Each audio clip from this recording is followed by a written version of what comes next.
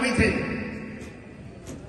हैदर भाई से जब से मैं मिला हूं, इन्होंने मुझे कहा जिया भाई काम डाउन, पहले हमारी आदत यह थी निकल बाहर मैं तेन मिलना, अब हालत यह है कि हर बात करने से पहले मुझे अपने आदाब का भी ख्याल रखना पड़ता है और बहुत कुछ सीखा है आपसे।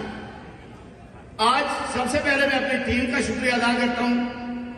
हैदर भाई, सैयद शबर भाई यहीं पे ही है, और हमारे चेयरमैन जावेद भाई अपना हाथ उठा दिया है, और हमारे सीनियर एडवाइजर पीडीआई कनेक्टिकट राजा सदाब हुसैन, और आप इतने नाम है मुझे याद ही नहीं रहेंगे, सैयद वसीम साहब भी हमेशा गिला करते हैं। तो सबका शुक्रिया। आज ये प्रोग्राम इतनी जल्दी में करना पड़ रहा है कि बहुत सारी चीजों को मैं चेंज कर रहा हूं।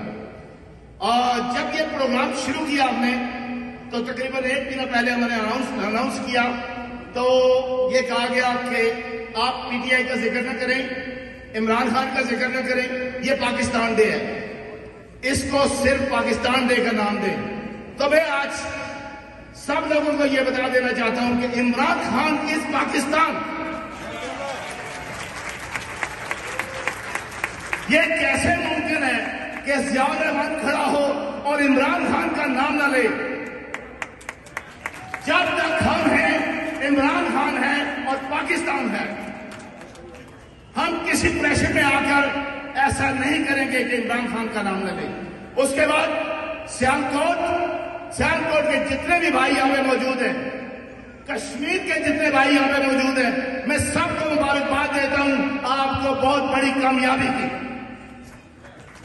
जो लोग ये प्रोपेगेंडा कर रहे थे कि Imran Khan is gone, he is and, मैं आपको ये बता देना चाहता हूं कि ये अभी शुरुआत है।